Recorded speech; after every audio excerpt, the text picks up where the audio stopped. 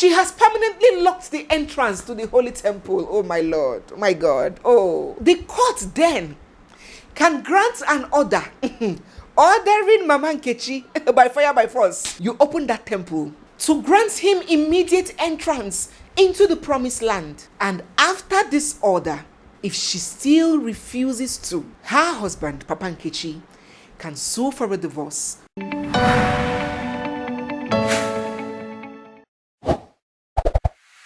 So hello guys, what's up and welcome back to my YouTube channel, and welcome to part 2 of the grounds for divorce in Nigeria. It's me, your girl Barrister Neze, and this is Nezeville. So we have a video, the first leg of this video, where I introduced this whole content and mentioned some grounds upon which the court would grant a divorce request. If you're yet to watch that video, I'm going to leave the link in the description box and maybe pinned in the comment section. After watching this one, you can go back to it and enjoy it. It is very important that we are knowledgeable and abreast of all the grounds. So without further ado, let us jump right into this one. The fifth ground for a divorce under the Act, the Matrimonial Causes Act, which is the law that governs marriage, child support, child custody, spousal support, and all of those related issues, the Matrimonial Causes Act. According to this act, the fifth ground on which a divorce can be requested is when the couple have lived apart for 2 years. So if a married couple have lived separately for whatever reason for up to 2 years, and there is a clause, and the other party does not object to the divorce, you can approach the courts to dissolve that marriage. It can be due to judicial separation. It can be due to taking a break, just stay on your own, let me stay on my own. It can be for whatever reason. If husband and wife have lived separately from each other for 2 years and you want a divorce and your spouse does not object to it, the court can grant a divorce. But if your spouse refuses, if your spouse does not consent to that divorce and you guys have lived apart for 2 years, the court will not grant that divorce request. And please do not get me wrong. When I say living apart, I do not just mean having different locations for some reason. I mean living apart where the bond of the marriage has been broken. There is no love, there is no communication. You guys don't do what husband and wife does. You guys are not involved in each other's lives. You cannot come under this ground when you've been living apart with your spouse only physically, but in fact, you guys communicate, you do phone love and phone hugging and phone sexing and texting and all of that. No, that is not what this ground stands for. An interesting fact about this ground is that you must have lived apart for the 2 years preceding the request for divorce, just like the case of desertion.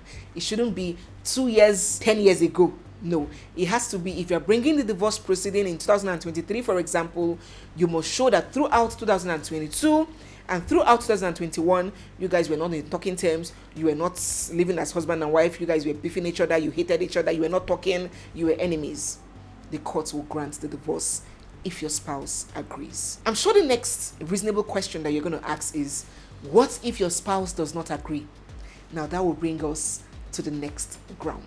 The sixth ground for a divorce in Nigeria is where both parties have been living apart for 3 years. Now, this looks very similar to the other one, to the 2 years rule, right? But it does not have a clause. Whether or not your spouse consents, as long as you guys have lived apart for 3 years, living separate lives, emphasis on separate lives for 3 straight years, any party to that marriage can approach the court for a divorce and the court will grant it, whether the other person consents or not.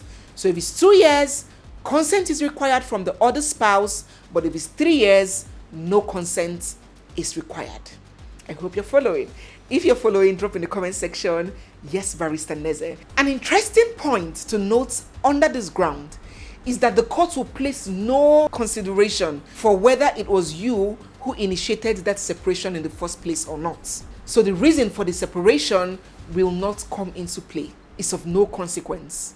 So even if it is you that initiated that separation and told your husband, you know what, this is not working, let us file for a judicial separation. Let us just be on our own for some time. Take a break. Let me take a break. I want to test the waters, figure out myself, all those stuff that women say. Good. And that separation lasts for 3 years. That person can also go to court and seek for a divorce. So it doesn't matter if you are the one that initiated that separation or not. Number 7. The 7th ground for granting a divorce petition in Nigeria is a non-compliance with a decree of restitution of conjugal rights. That is a mouthful. It sounds so complicated, but it's very simple. I'm going to break it down for you in such a way that you would understand. Don't fear the big grammar.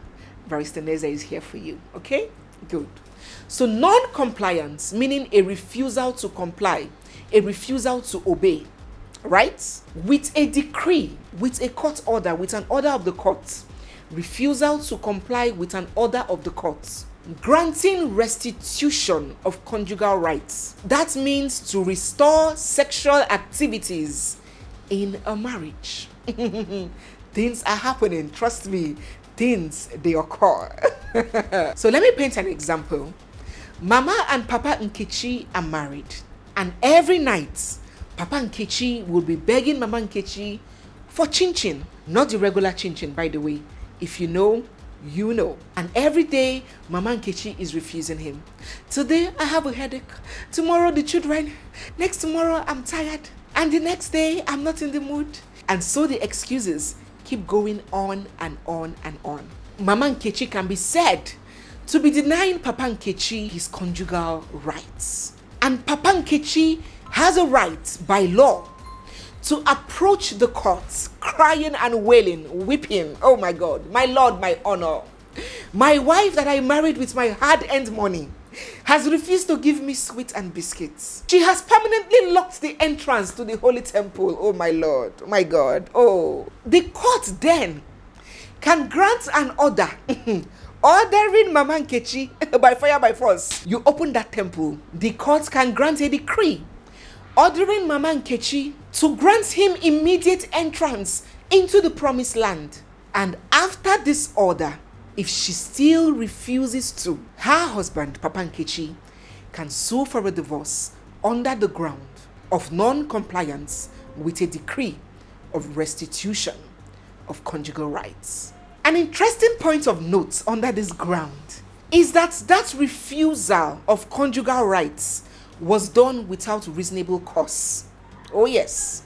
So if your wife stops going to bed with you, your wife stops sleeping with you because you're a community penis, distributing your seeds all over town, sleeping with everything in skirts and coming back home with STDs and STIs, you cannot come under this ground because that conjugal responsibility was withdrawn in just cause and reasonable grounds.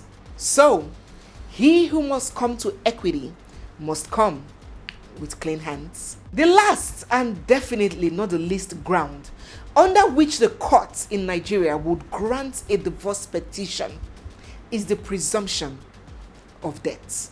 Now, it's important to note that death under customary law marriage, traditional marriage, does not necessarily bring the marriage to an end, especially for the woman.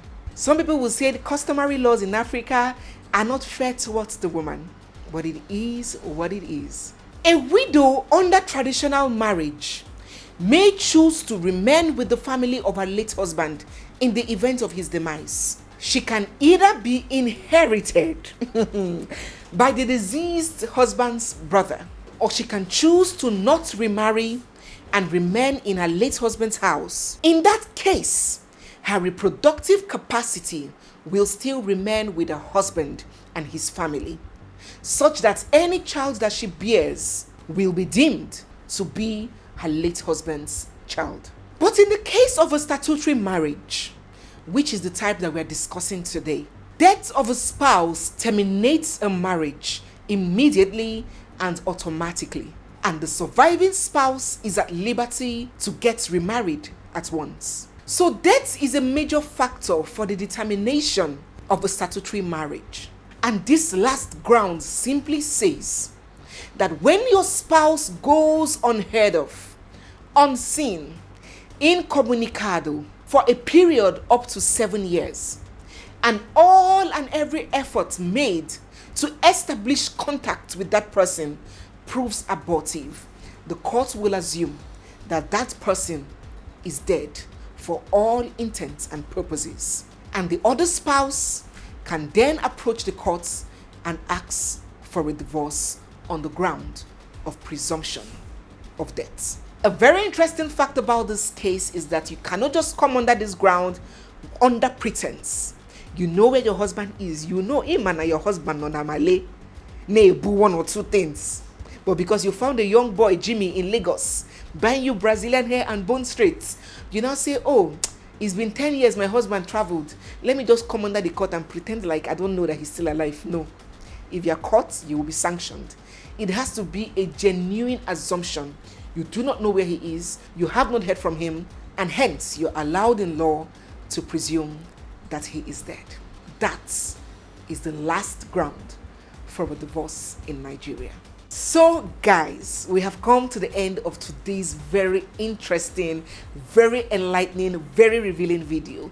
This video is priceless. Don't forget that you can support my channel and the work that I do by subscribing, sharing my video, also keying into my Patreon or PayPal account, or just joining membership on my channel by super thanks or super chats. Let me know what you've learned about this episode. Tell me the parts of these laws that do not really excite you, that annoy you, or you do not agree with. Let me know your reservation in the comment section. If there's any parts that you believe that the law skipped out on, that they should add, given modern day realities, also drop in the comment section your ideas and ideologies. Now I'm confident that any Neze villain, any villain who is in a gathering where divorce or divorce issues are being discussed, they can give a better informed and more pragmatic contribution to that discussion. That is one of the perks of being a subscriber on Nezeville. There is so much to learn. So thank you so much guys for watching. Don't forget to subscribe and turn on your bell notifications. Give this video a big thumbs up and stay glued because we have so much more coming your way. It's me, your girl Barrister Neze, and this is Nezeville. I'll see you guys in my next one. For now, bye.